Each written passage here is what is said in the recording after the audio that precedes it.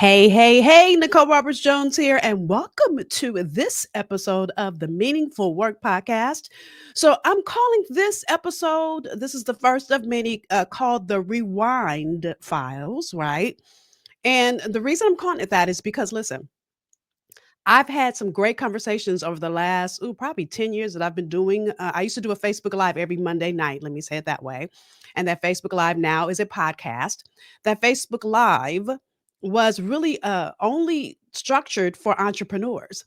But as you know, if you watched the first episode of this podcast, God has expanded my territory. And now I'm working with all professionals, no matter if you're an entrepreneur or you are an executive, whether you are in the C suite or you're trying to get there, right? So, with that said, I'm doing this rewind series. So, first of all, I forgot to say this as you're watching this, those of you that are watching this as this goes live, it's Memorial Day. It's a holiday. But instead of me just going dark and not having anything on this holiday, I thought, you know what? I'm going to go back in my archives and pull some content that I know will bless you. And here's what I want to say to you before I start. Number one, or before it starts, make sure you have a pen because I'm going all the way in on this one.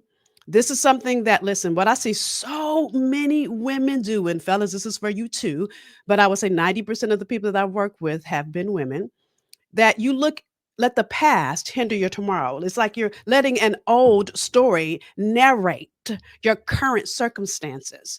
And so this conversation will bless you only if you're going after a level beyond where you already are. All right. So I'll come back at the end to wrap up. Again, grab your pen and here we go. And this one's called Don't Look Back. You'll hear me reference it. All right.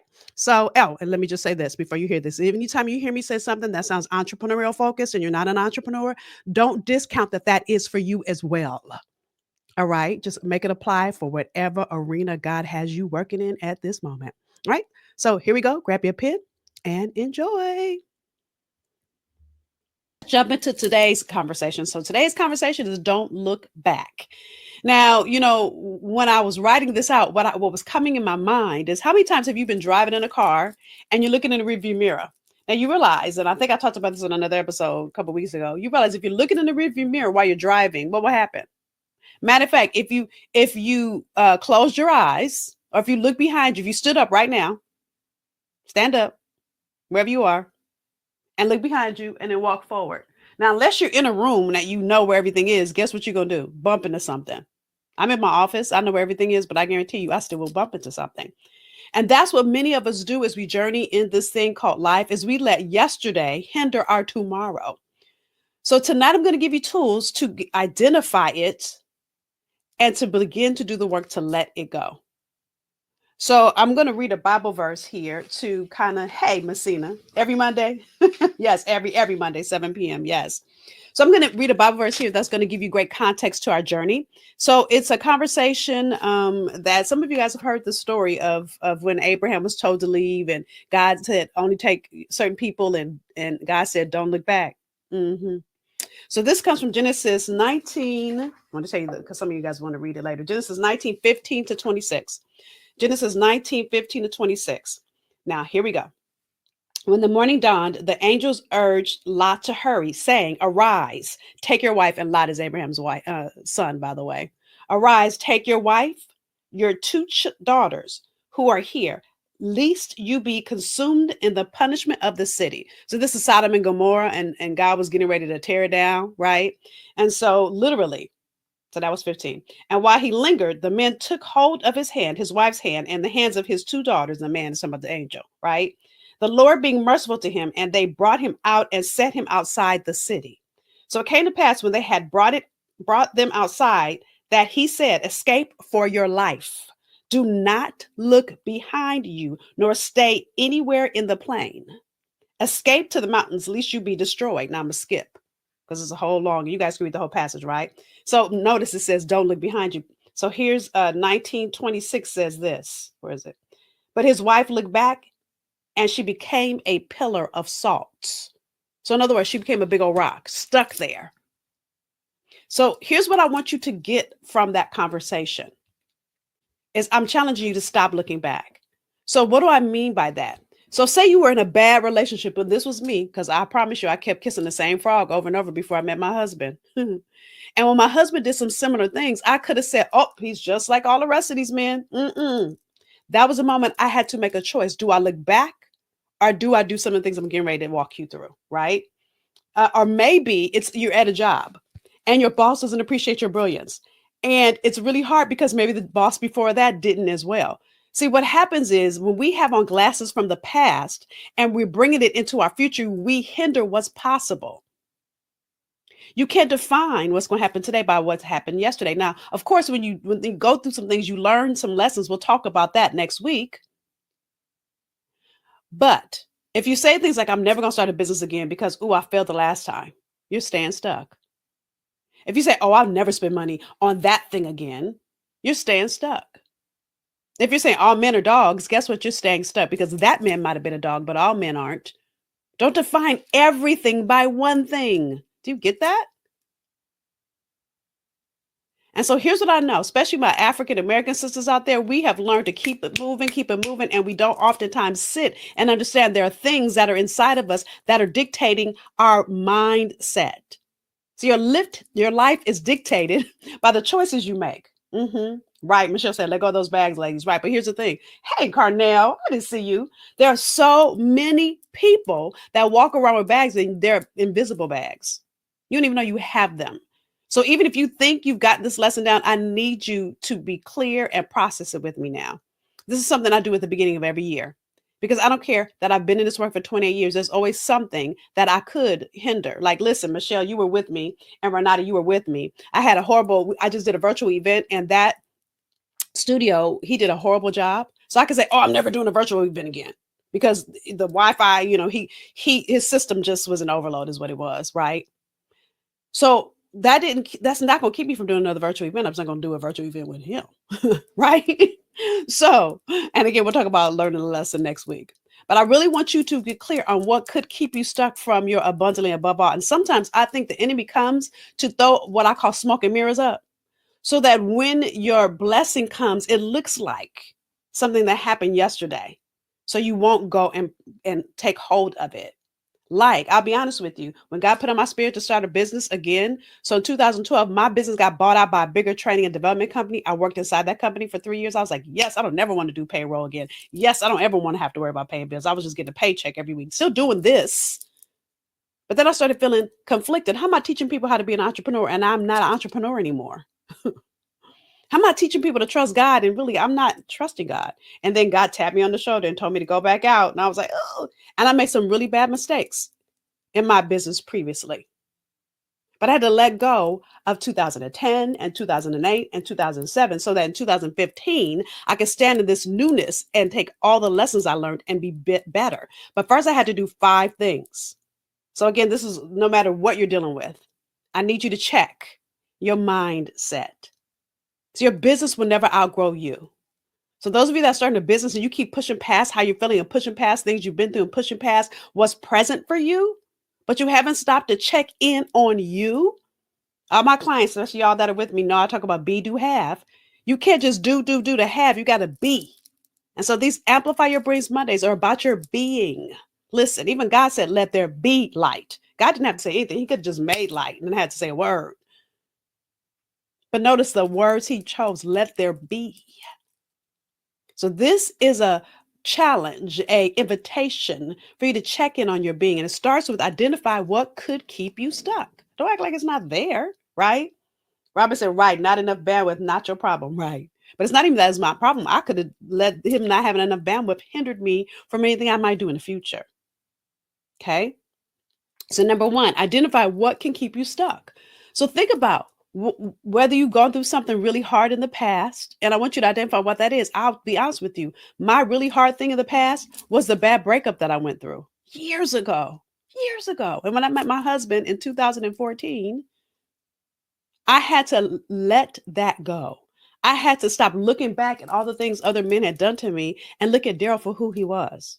Hard to do when you've been hurt many, many, many times, keeping it all the way real. So what is that for you? Is it that you've been in debt? And listen, when I had my business before, I was in debt, but it was bad debt. This time I have a little bit of debt. in my business, but it's good debt. But I learned the lesson. And what I realized I had to, and you guys, a lot of you guys have heard me talk about my coach. And so when I kind of started my business and I hired that coach, that was good debt. But what if I would have been afraid from the bad debt I did in my business before I never hired that coach because I didn't have $30,000 laying around, right? So I want you guys to understand what could keep you stuck. Okay. And if you're not sure what that is, I want you to sit in your being for the next week or two and look at when things bump up against things that have hurt you, things that have made you feel like a failure, things where you felt like you should have known better, and identify where it's putting some negative taste in your mouth, is making you not move forward in that. I know a number of women when I meet them and we talk about growing their business, they're like, "Oh, I'm not doing that because," and anything you say after because is something keeping you stuck. Okay, so that's number one. So the second thing you've got to do is process what you're feeling. Don't act like it's not there. It doesn't go away because you act like it's not there. It won't. Matter of fact, it becomes sometimes like a cancer and it spreads. So when you don't, and what is Ayala Van Zandt saying? When you don't do the work around it, it becomes like a disease and it spreads. It spreads into other areas of your life or your business. And sometimes it happened in your life, but it just spread into your business. Because when you're trying not to bump up against the thing that's hurt you, you spend more energy trying not to bump up against it than you would if you did the work to get clear and heal it. And so sometimes it means talking to somebody you trust, whether that's a great friend. This is why I really encourage you to have accountability partners in your business. So when you feel like you're bumping up against it again, oh, here it is. You have someone to talk to. Some of you might be your husband, your best friend, your mother, whoever that might be for you, just so you can process what's going on for you. I know when Daryl started acting like kind of like one of my ex-boyfriends, my girlfriend was like, "Girl, he is nowhere like that." And she started breaking down how Daryl wasn't like my previous. I don't say previous names. He that shall not be named. Right? Because I had a couple that acted the same. I was like, "Can I get on display, Lord?" And then Daryl, they're like, he's picking up the script, and my girlfriend said, "Stop." Because I called her. I said, "Please process this with me because my fear is showing up." And I was ready to be about, right? Same thing in my business. When God first put on me to start a business, one of my good girlfriends, that's one of my accountability partners, I was in the city she lives in, and I said, "Hey, girl, let's go to dinner." Actually, I was going to the event. I said, "Meet me at the event." Went to the event. She said, "Let's go to dinner." We get to dinner. She goes, "So when are you gonna start? When are you leaving?" I was like, "What are you talking about? Leaving what? Leaving my husband? Leaving the city?" She goes, "No, no, no, leaving the company I work for." I hadn't told anybody that God had put that in my spirit. So it's like God suck her on me. It's like, oh. So I processed what I was feeling with her. I was afraid because I didn't manage my funds correctly the first time I had a business. That's why part of what I teach all my clients is how to generate revenue the right way. So you know where your money's coming from. I didn't do that the first time. I didn't make revenue plans. I just did whatever, whenever, however. So you got to process what's coming up for you. Don't act like it's not there. Get on the phone, and some of you listen. I've been to counseling. I've been to counseling. I've had personal development coaches. I have a health coach right now, processing how I eat. And if you've been here, you know I talk about that all the time because that's my new journey. Mm. So you've got to take time to process what you're feeling. The third thing is identify the weeds. So what happens is if things are present for so long, they start to grow weeds. I always call it weeds in the garden of your purpose. And weeds will choke out the seeds of your purpose. So weeds are the limiting beliefs, like I'm not smart enough, I'll never find the relationship, I'll never have a profitable business. Some of you guys will say I'm broke, and I never say I'm broke. I say that's not in my budget. First of all, I'm never broke. I'm never going to claim that. So be careful of the words you speak and look at what's underneath it, because they become weeds in the garden of your purpose. So what I want to encourage you to do, so 3 and 4 kind of run together. Okay, so let me remind you because I'm talking fast. Number one is, and if you see me looking down my notes, look, all my notes are here. You see highlights and everything, right? So identify what can keep you stuck. And this is an ongoing thing. When you feel that hesitation in you, I guarantee you, it's something that's keeping you there because of something that happened to you in the past. Okay. Hey, P. Frank, what's up, boy? My brother from another mother. So that's number one. is identify what could keep you stuck. Number two is process what you're feeling. No, act like it's not there. Listen, for my African American folks out there, I call it slave mentality. Let me tell you why. Because back in the day when we were slaves, we couldn't process. We couldn't afford to process what we were feeling. Because if we told master that we were feeling some kind of way that he sold our sister, our brother, our husband, or whoever, oh yeah, you get beat. So we had to keep it pushing. So that I think has translated generation after generation until we don't process what we feel. And if you can't process it and having a conversation with a good friend or a business bestie or a mate is not working, then go to counseling. There's nothing wrong with you.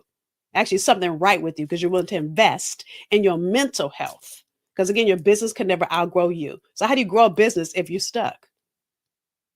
So if you're stuck mentally, you'll be stuck financially. If you're stuck mentally, you'll be stuck in how to grow revenue in your business. How do you scale a business if you can't even grow a business from the basics? And half the time, that's your mindset, right? I keep looking over here to see if y'all have any questions, right? So that's what number is that? Number one, identify what can keep you stuck. Number two is process what you're feeling. Number three is identify the weeds. So that's the limiting beliefs that start coming up. See, what happens is when you don't deal with what you feel, deal with what you feel. I'm rhyming. Hey, right? When you don't deal with what you feel, it becomes a weed. And then that weed starts limiting beliefs like all men are dogs. All men are not dogs. But I could believe that before I met my husband because I was going through some things. But listen,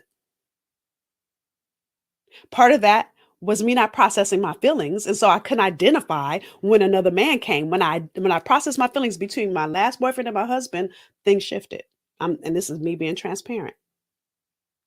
And I literally processed my feelings, and I don't remember the days of the week it was. It was on a Monday. I met my husband on a Tuesday. It happened that fast. Now, everything won't happen that fast, but what I know for sure is I hadn't stopped long enough to process. I just kept it moving. So, number four is find the new or form the new mindset you want. So, if I'm going to say I'm broke, this is where I give the new, I say it's not in my budget right now. That's real because I'm not claiming broke. Instead of me saying all men are dogs, that man was not for me. And that's real.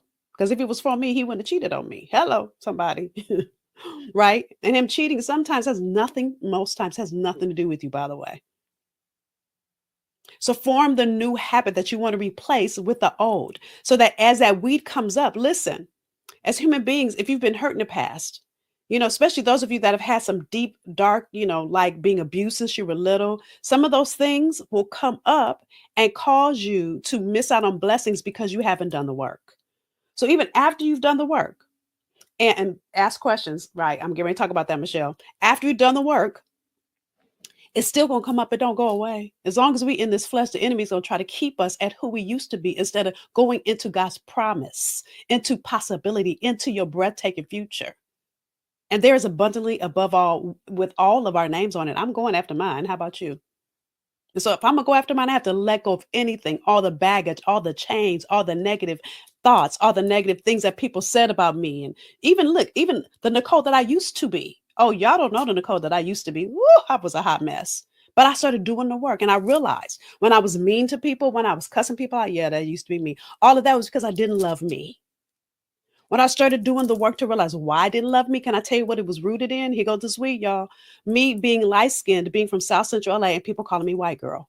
Oh, I could do a whole episode on that. When I began to realize that that was a weed that got planted, and it didn't get planted by me, and the people that planted it didn't mean to plant it. Listen, when kids call other kids names, they learn that behavior from somebody else. So I had to start doing the work to uproot those weeds. And when that negative chatter still comes in, because it still comes, I still feel like I'm not good enough sometimes, especially when I get a big, like I'm working with a celebrity client right now. And when she called me, I was like, oh Lord, I started second guessing myself. I had to remember who I am. And that starts with you forming the new, y'all. I'm sharing my story so that it helps you. I hope it does. So Michelle said, imposter syndrome is real. I felt that and still do sometimes. I have to catch myself right. And here's what happens, you guys. So, imposter syndrome comes when God, first of all, fear or you not feeling big enough or good enough. This again happened to me with this new celebrity client that I have. Happens. And mind you, she's not my first celebrity client, by the way. I've worked with Steve Harvey. I've worked with Lisa Nichols. I've worked with Dr. Deborah Tillman. I've had other celebrity clients, so this isn't the first one. So yeah, I'm only sharing that with you because how dare I still have imposter syndrome? But I do. As long as you're in this flesh, you're going to battle with the flesh. So imposter syndrome comes when you're playing bigger than you've played before. And the enemy wants to keep you at yesterday. So it makes you start second guessing yourself. Those are those weeds. So get underneath them. Get underneath them. Kamika said, wow, truth. Thank you for your vulnerability. Right, it is. I'm telling y'all the truth. Who I used to be, I was a hot mess. And if P. Frank is on here, he can tell you. I was a hot mess. But I didn't love myself. And I masked that by being mean and funky and a hot mess. That was a great mask. People had no idea. So with that, again, my goal is always to be here 30 minutes to give y'all actionable steps, okay? So find the new. And then give yourself time. It's not an overnight thing, especially if you're dealing with something that's been present for a really long time. I know at 23 years old, when I started doing the work to uproot my weed of not being good enough, it didn't happen overnight. It took me at least 10 years to really get it good. And now when it comes, I can see it. Now, when it comes, I have a prayer partner and I can call her and she can call me and she will just, as one of my clients says, she snatched my edges. She can pull me all the way back and say, stop it. That's that negativity, girl. Stop it. And then I can go, oh my God, it is. And then I can see how it's coming up. Because I want you to understand the enemy doesn't want you to get to. Listen, John 10:10 says, the enemy comes to steal, to kill, and to destroy. But then Jesus says, but I have come that you would have life and have it more abundantly. So that stuff that could keep you stuck is trying to steal. That stuff that happened yesterday is trying to kill. That stuff that somebody else did to you is trying to destroy who you are. That gift in you, that brilliance in you, that purpose in you. You got to do the work to say, no, I'm not staying here. Let me figure it out. Let me, number one, identify what it is. Let me, number two, process what's coming up for me right now. Number three, identify the weeds that are being planted because of it. Let me form the new thought I want to put in place of it. And let me give myself time. It's like watering seeds. Seed doesn't grow overnight, but if you water the right seed.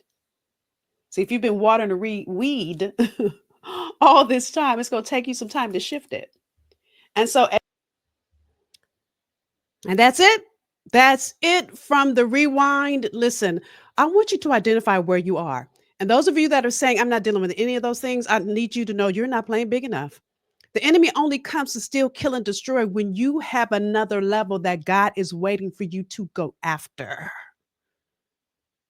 So I can't wait to hear your comments about this episode. Yes, I read every single comment. So number one, I'm going to ask you to share your takeaways. Share your insight, the things that stepped on your toes, the things that resonated with you. Number two, I ask you to always share it because someone in your tribe is dealing with being stuck in yesterday, with what happened in the past when God has a future that is a breathtaking future. And if you ever have questions, if there are topics you want me to cover in any episodes in our podcast, I want to also invite you to send me an email.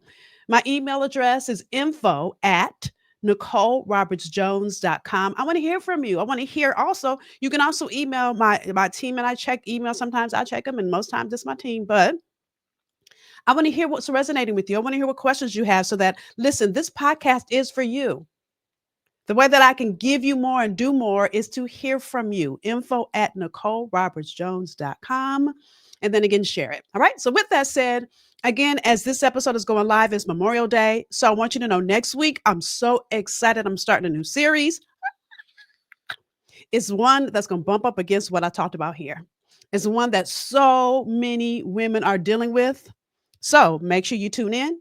In the meantime, have a great, wonderful rest of this day. Thank you for joining me for this episode of the Rewind series, Don't Look Back. And I'll see you next time. Bye, y'all.